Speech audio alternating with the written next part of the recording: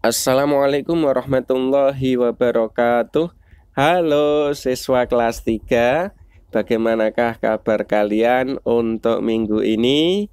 Semoga kalian tetap sehat dan juga tetap menjaga kesehatan. Kemudian tetap semangat untuk belajar, dikarenakan belajar itu hukumnya adalah wajib. Jadi kalau kita tidak belajar, kita akan berdosa. Oke, untuk minggu ini kita akan melanjutkan pembahasan yang kemarin, yaitu tentang sholat adalah kewajibanku, yang bagian kedua. Nah, bagian kedua ini nanti yang akan kita bahas terkait dengan gerakan sholat dan hikmah sholat. Jadi sudah kita ketahui bersama bahwa sholat itu selain ada bacaan, juga ada gerakannya. Jadi nanti kita akan membahas itu, ditambah juga nanti yang akan kita bahas tentang hikmah sholat. Oke ya, kita lanjutkan untuk menyanyi dulu ya. Kita menyanyi dulu lagu tentang sholat, yaitu sholat kewajibanku. Lagunya yang seperti minggu kemarin. Masih ingat kira-kira lagunya? Oke, kalau masih ingat, ayo kita nyanyikan bersama-sama. Ayo kita sholat, sholat yang 5 waktu, biar tak terlambat, lakukan tepat waktu. Siapa yang sholat, itulah bukti taat. Siapa tak sholat, rugilah di akhirat. Ayo kita sholat, sholat kewajibanku. Melakukan sholat, pengabdian diriku, memohon ampunan dan selalu bertaubat. Pertama dihisab, yaitu tentang sholat. Nah, itu adalah lagu tentang sholat. Karena memang betul sholat itu merupakan kewajiban kita. Makanya kita harus bisa sholat sejak kecil. Oke ya. Kita lanjutkan terkait dengan gambar ya. Coba kalian perhatikan gambar apa ini yang pertama ini. Ini adalah gambar orang sholat. Betul, orang sholat. Pada saat apa ini kira-kira? Ini adalah pada saat takbiratul ihram, yang Allahu Akbar mengangkat tangan itu.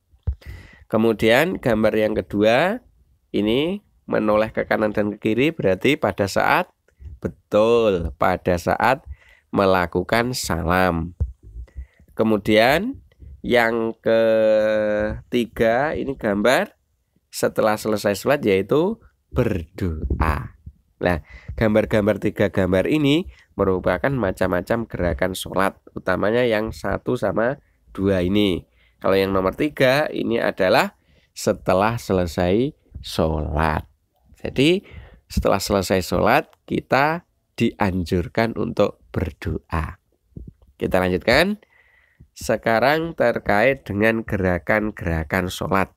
Jadi ada bermacam-macam gerakan sholat yang nanti akan kita bahas satu persatu. Dimulai dari yang pertama, yaitu gerakan berdiri bagi yang mampu. Ingat, untuk sholat itu yang diwajibkan berdiri hanya bagi orang-orang yang mampu untuk berdiri. Seandainya tidak mampu berdiri, sholat juga tetap wajib, tapi dilakukan dengan duduk.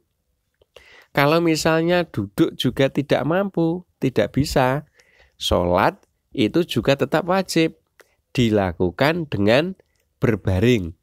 Berbaring itu posisinya tidur dengan miring ya, tidur dengan miring dan dadanya menghadap ke kiblat. Kemudian kalau tidak mampu tidur miring atau berbaring juga masih tetap sholat, yaitu dengan tidur terlentang.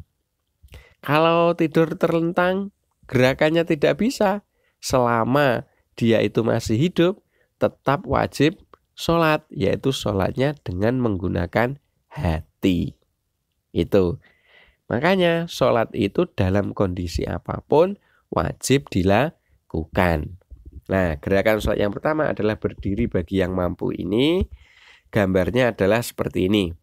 Jadi berdiri yang mampu ini untuk kakinya ini dibuka. Ya, kaki dibuka yang wajar saja ya. Kemudian tangan kanan dan tangan kiri ini lurus di samping kanan dan kiri badan. Kemudian pandangan ini menuju ke tempat sujud ini. Jadi pandangannya melihat tempat sujud. Ini adalah berdiri, posisi berdiri bagi yang mampu. Oke, sudah bisa kira-kira mempraktekkan berdiri seperti ini? Oke. Sekarang kita lanjutkan yang kedua, yaitu gerakan takbiratul ihram. Takbiratul ihram itu takbir untuk yang pertama kali itu, ya, takbir permulaan itu. Nah, posisinya seperti ini, takbiratul ihram. Posisinya adalah kaki tetap ya, tetap dibuka sewajarnya. Kemudian tangan diangkat lurus dengan telinga. Kedua tangan diangkat lurus telinga kanan maupun lurus telinga kiri. Ini adalah posisi takbiratul ihram. Kemudian setelah tangan lurus kanan kiri, kemudian kita mengucapkan Allahu Akbar. Itu adalah gerakan ketika takbiratul ihram. Kita lanjutkan gerakan sholat yang ketiga, yaitu bersedekap. Bersedekap, jadi setelah takbiratul ihram, kemudian tangan diturunkan, kemudian bersedekap. Bersedekap itu kalian lihat, ini ya, ini tangan kiri, kemudian ini tangan kanan. Tangan kanan itu diletakkan di atas tangan kiri. Kemudian posisi tangan ini di atasnya pusar. Ya, tidak boleh di bawahnya atau di dada, ya, tidak boleh. Jadi harus di atasnya pusar pas, berarti di perut, ya, di perut. Itu ketika bersedekap. Nah, bersedekap ini kita membaca doa iftitah, dilanjutkan membaca surat Al-Fatihah, dilanjutkan membaca surat-surat pendek. Itu posisinya sama, yaitu bersedekap. Bisa mempraktekkan untuk bersedekap? Oke. Kalau sudah bisa, kita lanjutkan. Gerakan yang nomor 4 dalam sholat, yaitu gerakan ruku. Gambarnya, ruku itu adalah seperti ini. Jadi, untuk punggungnya ini lurus. Ya. Kemudian antara punggung sama kaki ini tegak lurus ya, kakinya tegak, punggungnya lurus. Ya, ini kalau derajatnya itu 90 derajat. Ya, siku-siku posisinya. Kemudian untuk tangan, kedua tangan ini memegang lutut. Ya, jadi tidak boleh di atasnya lutut atau di bawahnya lutut. Ya, jadi pas di kaki tangan kanan maupun kiri memegang lutut kanan dan lutut kiri. Ini posisi ruku. Kemudian selanjutnya setelah ruku, gerakan yang nomor 5 yaitu iktidal. Iktidal itu bangun dari ruku. Gambarnya adalah seperti ini. Jadi seperti posisi ketika takbiratul ihram tadi. Kakinya tetap terbuka sewajarnya. Kemudian kedua tangan berada di samping telinga kanan maupun telinga kiri, ya. Pandangan tetap menuju ke tempat sujud. Ya, pandangan ini menuju ke tempat sujud. Itu adalah posisi iktidal. Kita lanjutkan posisi yang nomor 6 dari gerakan sholat, yaitu posisi sujud. Jadi setelah i'tidal, kemudian sujud. Untuk gambarnya, ini adalah gambar ketika sujud. Yang harus diperhatikan saat sujud adalah kedua kaki ini. Kedua jari-jari kaki itu memancat. Ya, tidak hanya ditempelkan, tapi memancat. Kemudian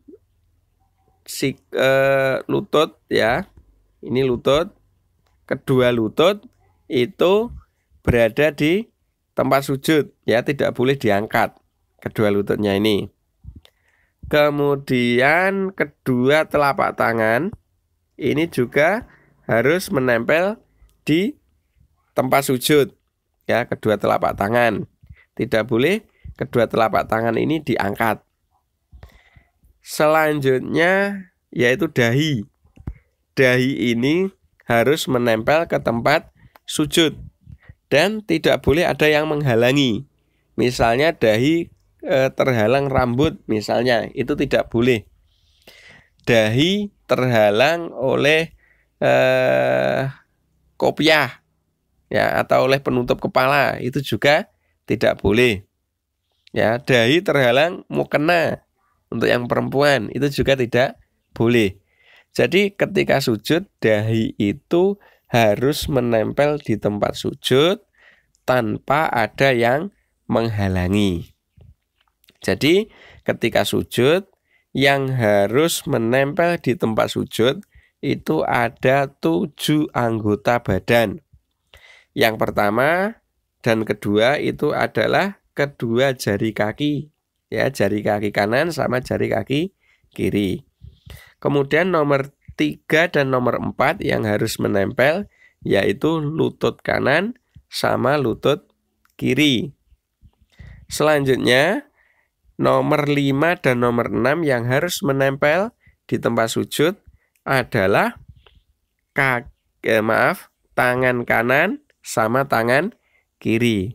Kemudian yang terakhir nomor 7 yang harus menempel di tempat sujud adalah dahi. Khusus untuk dahi tidak boleh ada sesuatu yang menghalangi dahi untuk menempel di tempat sujud. Oke, paham kira-kira terkait dengan sujud? Bisa melaksanakan sesuai dengan aturannya? Oke, saya yakin pasti bisa. Kita lanjutkan gerakan yang nomor 6 dari gerakan sholat. Nomor 7, maaf. Nomor 7 dari gerakan sholat yaitu duduk di antara 2 sujud. Jadi setelah sujud kemudian kan duduk yang membaca Robbi firli warhamni dan seterusnya itu, ya. Untuk gambarnya, posisi duduk di antara 2 sujud adalah seperti ini. Jadi untuk yang kaki kirinya itu diduduki, kemudian jari kaki kanannya memancat, ya, seperti ini posisi gambarnya. Kemudian untuk tangannya, ya, berada di sekitar ini, di atas lutut ini untuk tangannya. Pandangan tetap lurus ke tempat sujud. Ini adalah duduk di antara 2 sujud. Oke, bisa ya kira-kira menerapkan duduk di antara 2 sujud? Kita lanjutkan gerakan sholat yang nomor 8, yaitu sujud yang kedua. Jadi setelah duduk di antara 2 sujud, kan sujud lagi. Nah, sujud yang kedua ini gerakannya atau posisinya sama seperti sujud yang pertama. Tidak perlu saya jelaskan lagi, ya. Tadi apa kira-kira yang harus menempel? Ada berapa? Betul, ada 7. Yaitu 2 jari kaki, ya, jari kedua kaki, kemudian kedua lutut, kedua telapak tangan, sama dahi. Khusus dahi itu tidak boleh ada benda yang menghalangi antara dahi dengan tempat sujud. Oke, kita lanjutkan gerakan sholat yang nomor 9. Gerakan sholat yang nomor 9 itu adalah duduk tahiyat awal. Jadi tadi setelah sujud yang kedua kan berdiri lagi ya. Berdiri lagi gerakannya sama ya. Sama, setelah berdiri membaca surat Al-Fatihah, kemudian surat pendek, terus ruko. Setelah ruko iktidal, setelah iktidal sujud pertama, setelah itu duduk di antara dua sujud, setelah itu sujud yang kedua dan duduk untuk tahiyat awal. Nah, tahiyat awal ini hanya untuk sholat-sholat yang rekaatnya di atas 2 rekaat. Berarti untuk sholat zuhur, asar, maghrib, sama isya. Itu ada tahiyat awalnya. Nah, posisi duduk pada tahiyat awal itu sama dengan posisi duduk ketika duduk di antara 2 sujud. Sama persis ya. Ini kaki kiri diduduki dan jari-jari kaki kanan memancat. Kemudian tangan kanan dan tangan kiri diletakkan di atasnya lutut seperti pada gambar itu. Pandangan juga sama menuju ke tempat sujud. Itu adalah duduk tahiyat awal. Kemudian selanjutnya gerakan sholat yang nomor 10 adalah duduk tahiyat akhir. Kalau duduk tahiyat akhir ini dilakukan di akhir rakaat. Kalau sholat zuhur berarti di rakaat yang keempat. Termasuk sholat asar sama sholat isya. Kemudian untuk sholat maghrib itu dilaksanakan di rakaat yang ketiga. Untuk sholat subuh itu dilaksanakan di rakaat yang kedua. Untuk sholat subuh itu tadi tidak ada tahiyat awal, yang ada adalah tahiyat akhir. Untuk posisi duduk tahiyat akhir itu yang membedakan adalah ini kakinya ini. Untuk kaki kiri itu disilangkan di bawah kaki kanan. Kemudian untuk jari-jari kaki kanan itu tetap memancat seperti duduk tahiyat awal. Jadi yang membedakan hanya kaki kiri saja. Kalau tahiyat awal kaki kirinya itu diduduki. Kalau tahiyat akhir kaki kirinya itu disilangkan di bawah kaki kanan. Kemudian untuk posisi tangan, untuk tangan kiri itu tetap ya, untuk tangan kiri berada di atasnya lutut seperti tahiyat awal itu.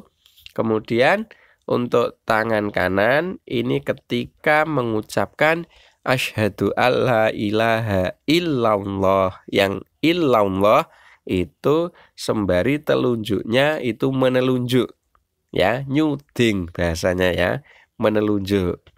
Itu untuk gerakan tahiyat akhir. Selanjutnya gerakan yang ke-11 adalah salam. Salam itu ada 2, yaitu yang pertama adalah menengok ke kanan ini. Kemudian yang kedua yaitu menengok ke kiri. Jadi yang ditengok kanan dulu, kemudian menengok ke kiri sambil mengucapkan salam. Assalamualaikum warahmatullahi, menengok ke kanan, kemudian assalamualaikum warahmatullahi, menengok ke kiri. Nah, kalau sudah salam berarti sholat sudah selesai. Itu semua adalah gerakan-gerakan dalam sholat. Kira-kira bisa menirukan gerakan sholat yang benar? Pasti kalian bisa dicoba sendiri di rumah sesuai dengan yang sudah saya jelaskan tadi. Oke, sekarang kita lanjutkan tentang hikmah sholat. Ada banyak sekali hikmah sholat itu. Di antaranya yang pertama adalah sholat itu ibadah yang tidak boleh ditinggalkan. Ya, jadi sholat itu merupakan ibadah yang harus dikerjakan, yang sama seperti yang saya sebutkan di awal tadi.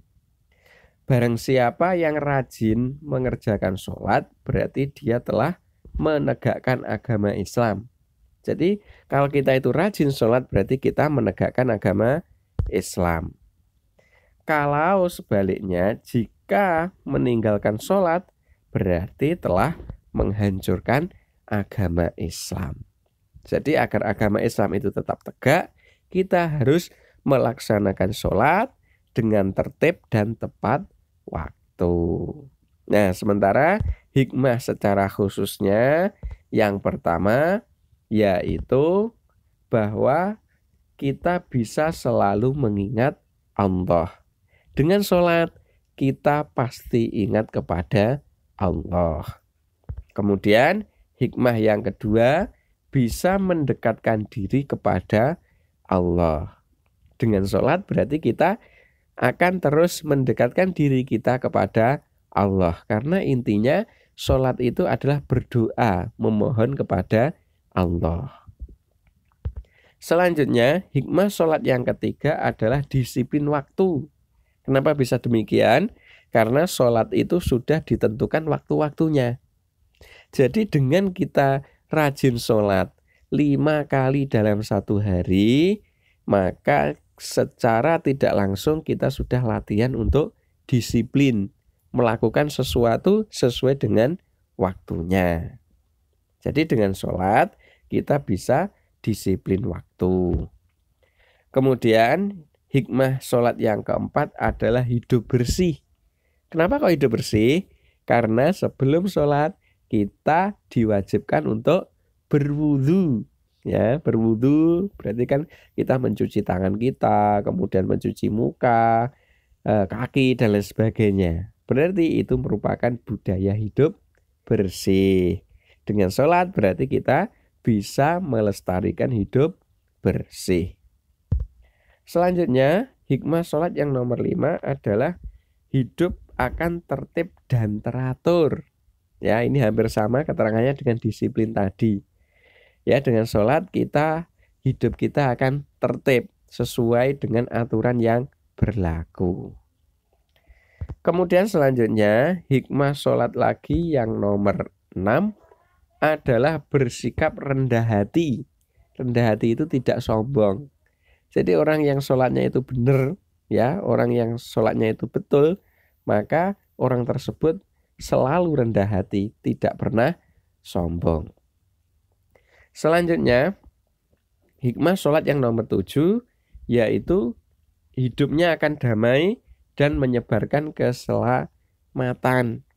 Ya, kalau kita itu sholatnya dengan sungguh-sungguh, maka hidup kita akan damai dan kita tidak akan berbuat jahat. Ya, maka kita akan terus menyebarkan keselamatan. Kemudian yang ke-8, hikmah sholat adalah hati kita akan menjadi tenang. Kenapa bisa tenang? Karena ketika kita sholat kita pasti mengingat Allah. Jadi kita ada masalah apapun, ketika kita sholat maka hati kita jauh lebih tenang daripada kita belum sholat. Kemudian yang terakhir, hikmah sholat adalah bisa mencegah perbuatan keji dan perbuatan mungkar. Jadi orang yang sholatnya itu baik, orang yang sholatnya itu benar, maka orang tersebut tidak akan berbuat yang mungkar, tidak akan berbuat yang jelek. Pasti orang yang sholatnya benar itu akan selalu berbuat baik. Nah, demikian adalah beberapa hikmah sholat. Dengan demikian diharapkan kita setelah mengetahui hikmah sholat, kita akan tertib untuk melakukan sholat. Bisa tertib sholat? Pasti bisa. Oke ya. Sementara itu, semoga bermanfaat. Saya akhiri.